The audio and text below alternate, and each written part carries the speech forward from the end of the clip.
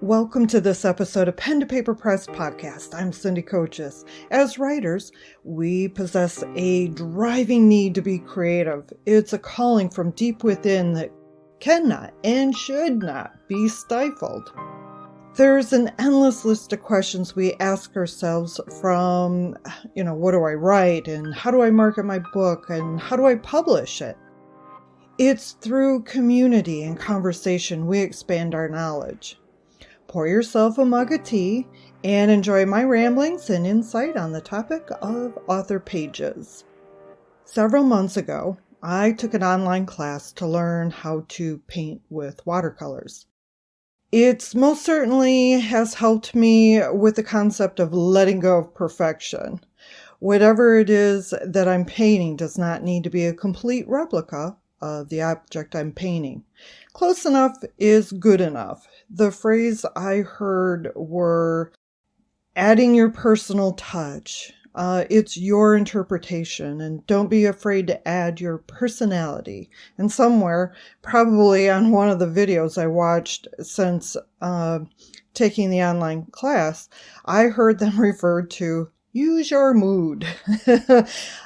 As anyone knows, I'm moody, so awesome, got this.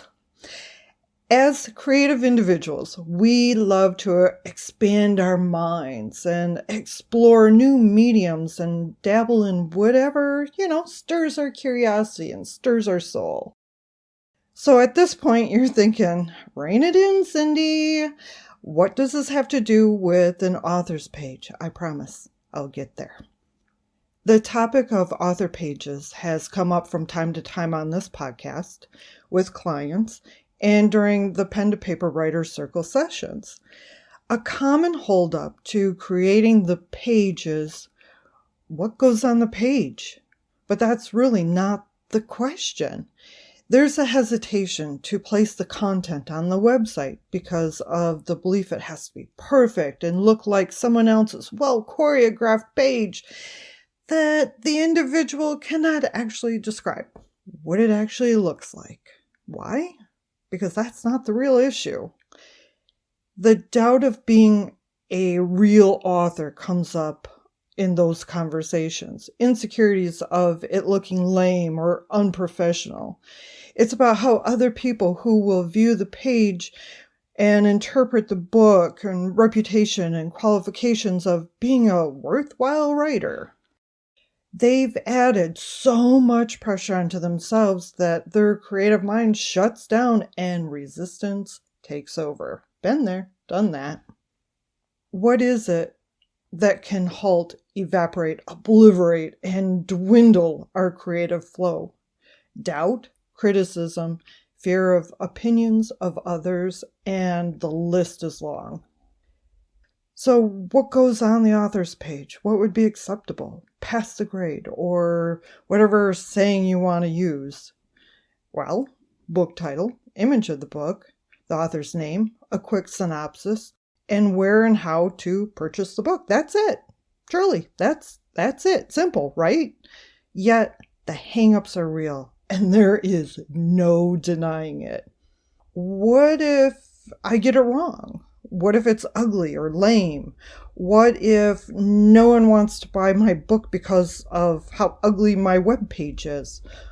Oh, there it is, self-promotion. It's an element of marketing and putting ourselves out there to be seen. The question becomes about promoting our book. It's not easy to put yourself out there. I get that. Oh, do I ever get that? Artists and those with creative minds tend to be the introverted ones who prefer to be, left alone to do their own thing and sit at the back of the classroom or at least hidden in the middle of the room, hoping not to be called on and have to stand up in front of everyone and have all eyes on them and speak. It's not that we don't have the answer. Oftentimes we know the answer better than the next gal. It's standing up and having that unwanted attention focused on us. That attention is uncomfortable. And who wants to be uncomfortable? Not me. I don't want to be uncomfortable, and I'm pretty sure you don't either.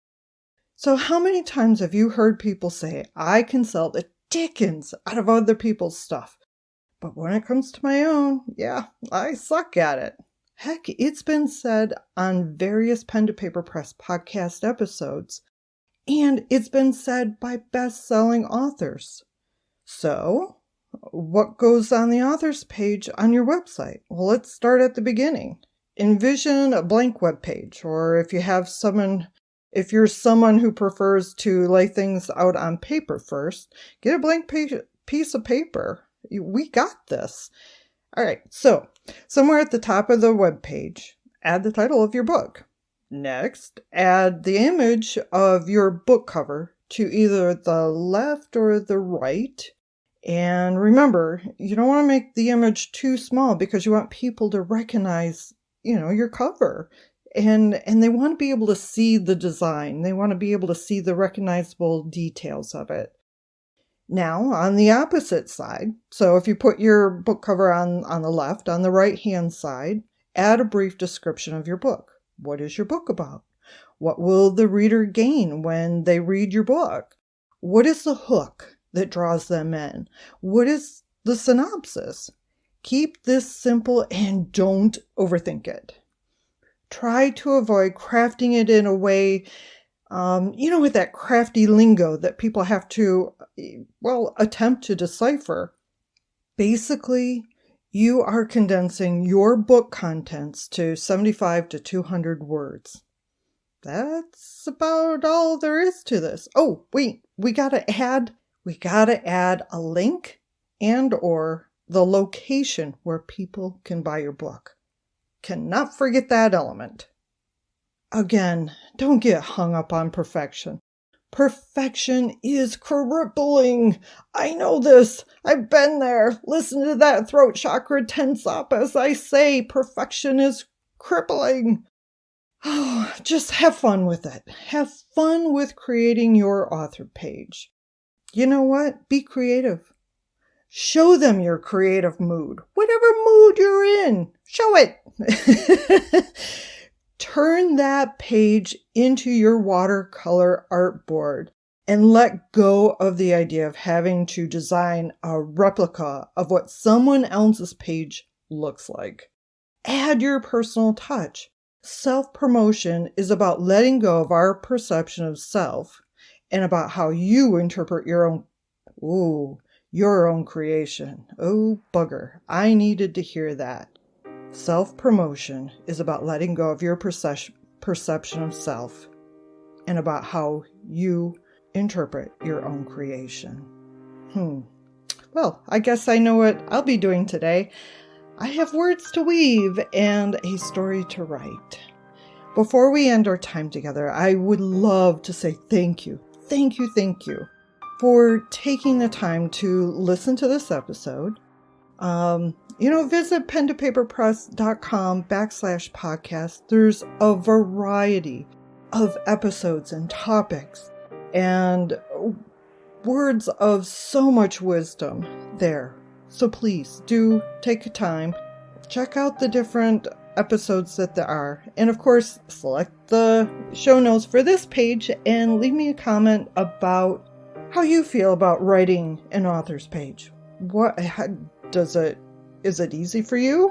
What are your hang-ups? What did you find that worked for you to get over that hurdle of creating your author page? So, to receive future episodes of, Pen to Paper Press podcast in your inbox, subscribe to the newsletter, and of course, follow this podcast on your favorite applications. You are invited to share your favorite episodes with individuals who it will resonate with. And take care. Until next time, keep your pen to paper and write. Your words have power, and your story matters. All right, bye for now.